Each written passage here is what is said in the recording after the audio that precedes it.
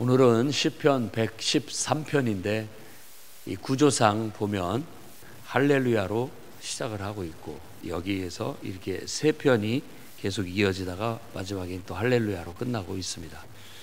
잘 알다시피 할렐루야라는 말은 정확히 정확하지는 모르겠지만 히브리어로는 두 단어예요.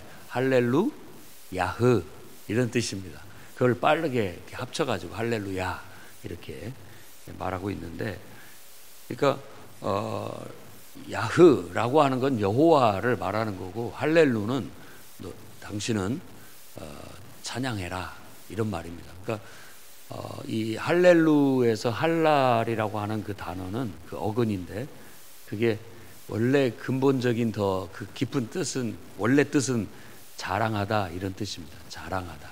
그러니까 하나님을 자랑해라, 이게 찬양하는 거죠. 그러니까 하나님은 참 훌륭한 분이다. 그분은 너무 정말 우리가 존경할 만한 분이다. 이렇게 이제 말하는 그런 태도가 찬양인 거예요. 그런 말투. 여러분들도 여러분의 부모님을 우리 부모님은 너무 정말 훌륭하셔, 이렇게 하는 게 그게 찬양이에요. 자랑하는 거죠. 그러니까 우리가 흔히 쓰는 말이 그냥 자랑하는 거예요. 찬양이란 말을 잘 안 쓰죠. 자랑을 하는 거예요. 그게 찬양하는 거죠. 우리 또 자녀들도 우리 자녀들은 너무 바르고 성실해, 이런 것들이 자랑하는 거잖아요. 우리 교회는 너무 좋아, 이런 것들을 자랑하는 거고, 또 그런 식으로 말하는 그런 긍정적인 말이 여러분 입에 더 많이 있기를 바랍니다. 야고보서도 어떻게 한 우물에서 단물과 쓴물이 나느냐, 한 입으로는 똑같은 입으로 하나님을 찬송하다가 어떻게 또 다른 입, 똑같은 입인데 다른 입이 돼가지고 형제를 이렇게 욕하느냐, 이런 말을 했습니다. 그러니까 우리 말에서, 우리 속에서부터 나오는 말이 좀 더 좋은 말, 또 긍정적인 말, 이렇게 자랑하는 말들이 더 많았으면 좋겠어요. 전혀 무조건 자랑만 하고 살아라 라는 것은 아니지만, 좀 더 이렇게 전체적인 퍼센트로 본다면 긍정적인 말이 더 많았으면 좋겠다. 그러면 우리가 입술의 열매를 먹는다고 했는데, 우리가 말한 대로 된다라고 한다면 무서운 일 아닙니까?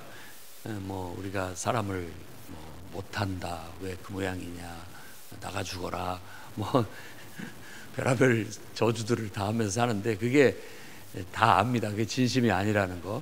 속상해서 하는 말이고 힘들어서 하는 말이겠지만은, 그래도 그런 것들이 좀 줄어들었으면 좋겠고, 잘한다 이런 말들이 좀 자랑하는 말들이 더 많아졌으면 좋겠습니다. 그러니까 이렇게 우리가 하나님을 자랑해야 되는데, 여기서 1절에서 3절에 바로 그렇게 성경이 우리에게 명령을 하고 있는 거예요. 할렐루라는 말은 명령이에요. 명령. 하나님을 자랑해라, 하나님을 자랑해라 라고 강조해서 말합니다. 특히 여호와의 종들아. 그러니까 하나님을 섬기는 사람들은 당연히 하나님을 자랑해야 되지 않겠습니까? 그렇게 되면 좋겠죠. 아마 이 세상에도 좀 자꾸 누군가를 칭찬하는 일들이 더 많았으면 좋겠어요.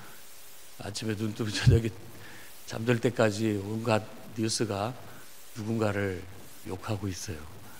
근데 칭찬들을 만한 일도 많고 잘하는 일도 있고, 또 그런 것들도 좀 많이 얘기하면 더 좋겠다는 생각이 들어요. 늘 참 잘한다, 잘하기를 기대하는 마음에서도 잘한다, 또 잘하니까 잘한다, 좋다, 이렇게 늘 말하면서 사는 것이 어떻게 보면 섬기는 사람이 그 섬기는 대상에게 할 수 있는 최선이 아닐까, 최고로 좋은 것이 아닐까라고 생각해 볼 수 있겠습니다. 그래서 하나님의 종들, 우리는 주님의 종이다 라는 말은 우리를 비굴하게 말하는 게 아니에요. 내가 하나님의 종이다 라는 것은 기쁜 마음에서 기꺼이 나는 주님을 위해서 주님을 섬기고 있고 주님의 말씀에 순종하고 주님의 말씀이라면 나는 뭐든지 하고 싶은 그런 마음이야 라는 그런 자발적인 기쁜 마음에서 스스로가 고백하는 것이 바로 나는 당신의 종입니다. 그러니까 언제든지 편하게 말씀하십시오.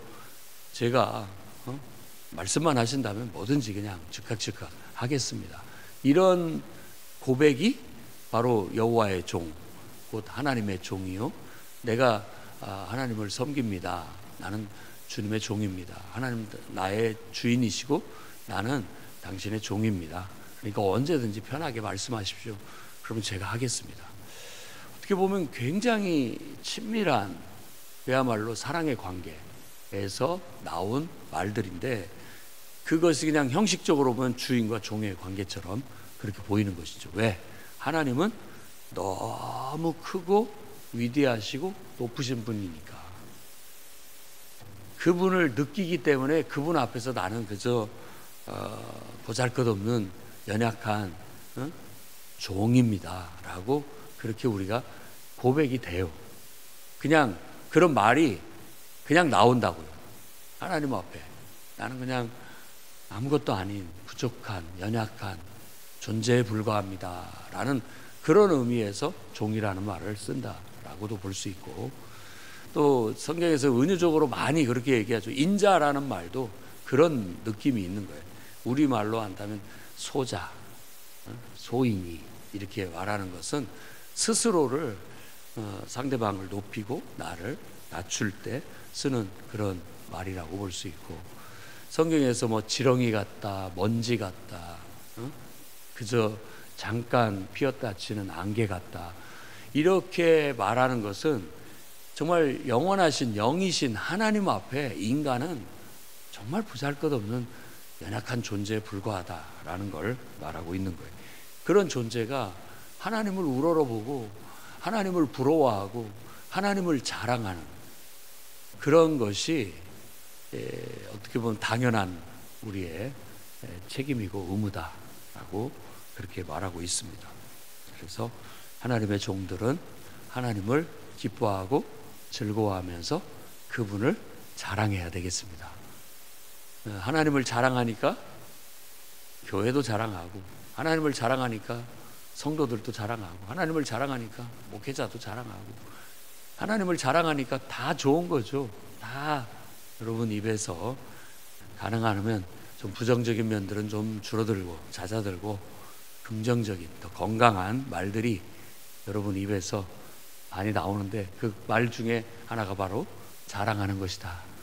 여러분의 부모를 자랑하고 또 자녀들을 자랑하고 또 여러분 주위에 아는 사람들을 늘 자랑하고 칭찬하며 살아갈 수 있기를, 그렇게 한번 실천해 보시기를 주의 이름으로 축원합니다.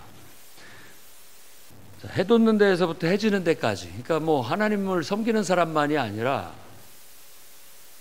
해 돋는 데서부터 해 지는 데까지니까 어떻게 보면 땅 끝에서 땅 끝이거든. 이쪽 끝에서 이쪽 끝. 그러니까 온 세상을 말하는 관용적인 표현입니다. 저기서부터 저기까지 다 온 세상은 하나님을 찬양해야 마땅하다. 그 이유를 이제 4절부터 9절까지 얘기하고 있습니다. 왜 우리가 하나님을 자랑스러워하고 그분을 자랑하고 칭찬하고 그분께 찬양을 해야 되느냐? 여호와 하나님은 모든 나라보다 높으시며 그의 영광은 하늘보다 높기 때문이다. 그러니까 모든 나라보다 하나님이 높다라는 말은 아마 여기서 말하는 나라, 그 왕, 모든 나라의 힘, 권세, 그거보다도 하나님의 권능은 더 크다. 그러니까 온 나라, 모든 나라를 하나님이 주장하고 통치하시는 진정한 의미에서 왕이고 주인이시다. 그러니 마땅히 그분을 찬양해야 된다라는 거예요. 그게 지혜로운 것이고 그게 어떻게 보면 가장 온전한 상태라고 할 수 있겠죠.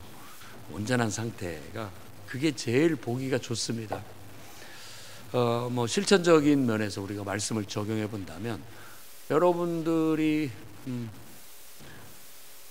태어난 집안, 여러분 가장 긍지와 자부심을 가지고 자랑하시기 바랍니다. 네. 그게 가장 올바른 상태예요. 그렇다면 이제 자랑할 수 있는 집안이 되면 좋겠죠. 그렇게 자부심이 있는, 그러려고 노력들을 하고 그렇게 살아가야죠. 여러분들이 다니는 직장 최고다고 자랑하시기 바랍니다. 제일 좋다고. 그러면 여러분들도 더 자존감이 높아질 것이고, 또 그런 상태가 제일 좋은 거예요. 제일 좋은 거라고. 그리고 여러분들이 다니는 교회가 제일 좋은 것이고, 또 여러분이 살고 있는 이 대한민국이 세상에서 제일 좋은 거예요. 제일 좋은 나라, 살기 좋은 나라, 행복한 나라, 이렇게 믿고 그렇게 말하고 또 그렇게 되게끔 하는 거, 이게 가장 온전한 거 아니겠습니까? 내가 왜 대한민국에 태어났는지, 내가 왜 이 집안에 태어났는지 아무리 해봐도 그거 뭐 불행한 것밖에 더 뭐가 되겠습니까? 좋을 일이 없죠. 그렇게 우리는 당연히 우리를 창조하신 하나님, 그리고 창조주의 섭리, 그분의 정말 그분이 최고다. 그분이 모든 권세를 가지고 계시고, 그분은 능치 못할 것이 없고, 그분은 너무 존귀하고 아름다우시고, 뭐 이렇게 느끼는 거죠. 그래서 하나님을 내가 이렇게 알고 섬긴다라는 것이 긍지요 자부심이요, 그냥 기쁨이고 행복이에요. 그런 마음을 갖는 것이 지금 이 여호와 모든 나라보다 높고 그의 영광은 하늘보다 높다라는 말의 진정한 의미라고 볼 수 있어요. 그래도 그냥 이 교회가 최고다, 정말 우리 교회가 너무 은혜롭다, 너무 감사하다, 이런 마음, 그런 마음이 지금 내가 이 교회에 다니고 있다면 그게 최고의 마음이죠. 가장 좋은 마음. 또 그렇게 교회를 만들려고 하고 그렇게 되려고 하는 거, 그것이 우리에게 필요한 태도라고 할 수 있겠습니다. 자, 그 다음에 이제 구체적으로 더 나아갑니다. 여호와 우리 하나님 같은 분이 누구냐? 그 말은 우리 하나님 같은 분 없다. 그 말은 하나님에 대한 자랑이고 칭찬입니다. 이런 분 없어. 이런 분 없어. 그분은 정말 영광스럽고 존귀한 높은 곳에 앉으신 분이지만, 그분이 스스로 낮아지셔서 스스로 자신을 낮춰서 온 세상을 살피시고 천지를 살피시고 가난한 자를 먼지더미에서 일으켜 주시고 궁핍한 자를 거름더미에서 들어 세워주신다. 그래서 세상의 지도자들, 백성의 지도자들과 함께 앉을 수 있도록 그들을 높여주시고 세워주신다. 얼마나 이 좋은 분이냐라는 거죠. 만일 여기에 내가 가난한 자였고 내가 궁핍한 자였는데 하나님이 나를 그런 상황에서 높여주셨다고 한다면 당연히 그분을 자랑하고 칭찬하겠죠. 그게 바로 이유입니다. 근데 이스라엘이 느꼈을 때, 이스라엘은 바로 그런 느낌이에요. 우리가 그렇게 비천하고 그렇게 궁핍하고 어려운 가운데 살던 우리들을 이렇게 하나님께서 구원하셔서 온 나라들과 함께 어깨를 겨룰 수 있는 그런 나라를 세워주셨다.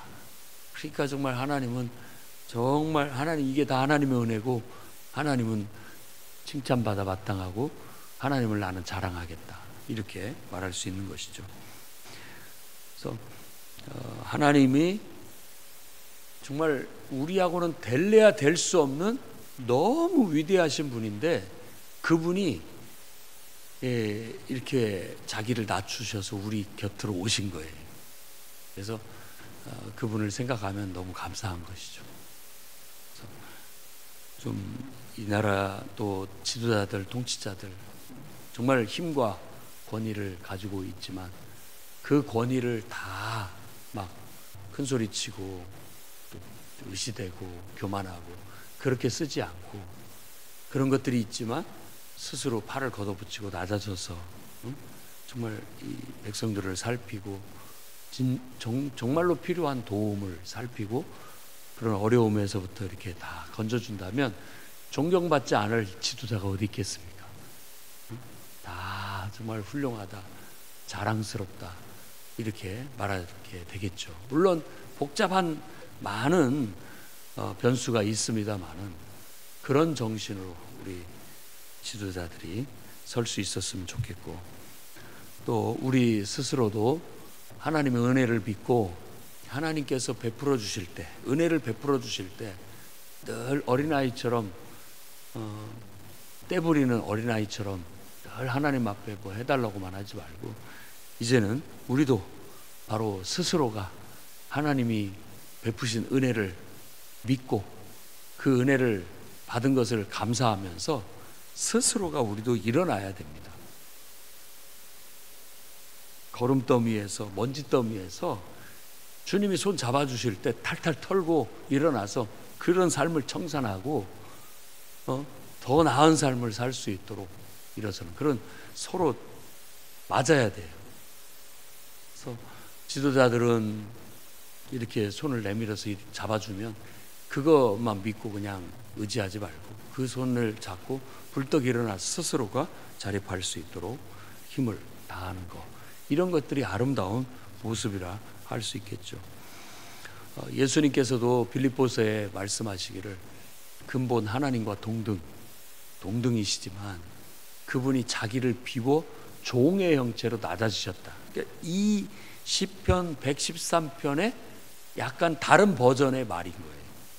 스스로 자기를 비워 종의 형체로 낮아지사 사람이 되셨고, 우리를 위해서 죄도 없으신데 죄값으로 우리를 대신해서 십자가에 못 박혀 죽기까지 하셨다.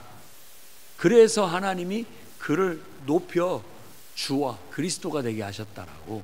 그래서 천하 모든 사람들이 다 그 이름 앞에 무릎을 꿇고 주님이라고 그분을 앞에 나와 무릎을 꿇고 주라고 고백할 수 있게 하나님이 하셨다라고 그렇게 말합니다. 그러니까 우리가 예수 그리스도의 십자가 하면 그분의 사랑과 겸손, 은혜, 이걸 생각해서 그것만 바라보면 그냥 너무나 감사해서 그냥 고개가 숙여지고, 너무 위대하시고 우리에게 그 은혜를 베푸신 주님의 그 사랑에 감사하다, 이런 마음이 자발적으로 나오게 된다라는 거죠. 그게 하나님의 인간에게 베푸신 은총입니다. 지금도 하나님 멀리 계시지 않고 낮고 천한 우리들 가운데 오셔서 우리들을 살피고 계시고, 우리를 지금 어려움 가운데서 먼지더미, 거름더미에서 끌어내 주실 거예요. 믿으시기 바랍니다. 여러분을 일으켜 세워주실 거예요. 그래서 당당하고 영광스럽게 살 수 있도록 만들어 주실 거라는 겁니다. 그리고 고린도전서 1장 26절 29절도 이런 말씀의 묵상 속에서 나왔다고 볼 수 있어요. 세상에 너희 한번 봐라. 예수 믿는 사람들을 이렇게 봐라. 구원받은 사람들을 봐라. 세상에서 약한 것, 천한 것, 멸시받는 것, 그런 존재들을 하나님이 부르고 택하셔서 저 부유한 자들을 부끄럽게 하시려고 하신다라는 말도 이 지금 4절에서 9절 얘기에 딱 맞는 그런 말이잖아요. 하나님이 나를 불러주신 데에는 나에게 정말 먼지더미, 거름더미에서 나를 일으켜서 나를 존귀하게 하시려고 부르셨다라고 믿으시기 바랍니다. 그래서 저 세상에 부유하고 잘 나가는 사람들을 오히려 나를 통해 부끄럽게 하시려고 하나님 나를 부르셨다, 그런 믿음을 갖고 당당하게 하나님을 자랑하며 하나님을 믿고 나아가시기 바랍니다. 자, 9절에는 하나님께서 이제 마치 한나의 노래를 떠오르게 하는 구절입니다. 임신하지 못한 여자를 집에서 살게 하셨어요. 그리고 난 다음에는 자녀들을 즐겁게 하는 어머니가 되게 하셨다라는 거예요. 원래 옛날에는 그랬다고 보죠. 이 또 성경 시대에도 마찬가지로 여인이 아이를 낳지 못하게 되면 그게 내쫓길 수 있는 이유도 될 수 있는 그런 문제였던 건데, 쫓김을 당하지 않고 살게 하실 뿐만 아니라 결국에는 자녀를 품에 품게 하셔서 어머니가 되게 해주셨다 한나죠. 한나의 노래. 이 한나가 하나님을 찬양하고 하나님께 감사하고 하나님 베푸신 은혜를 자랑하는 내용이 사무엘상 1장 2절에 나타나 있습니다. 하나님 그런 분이시다.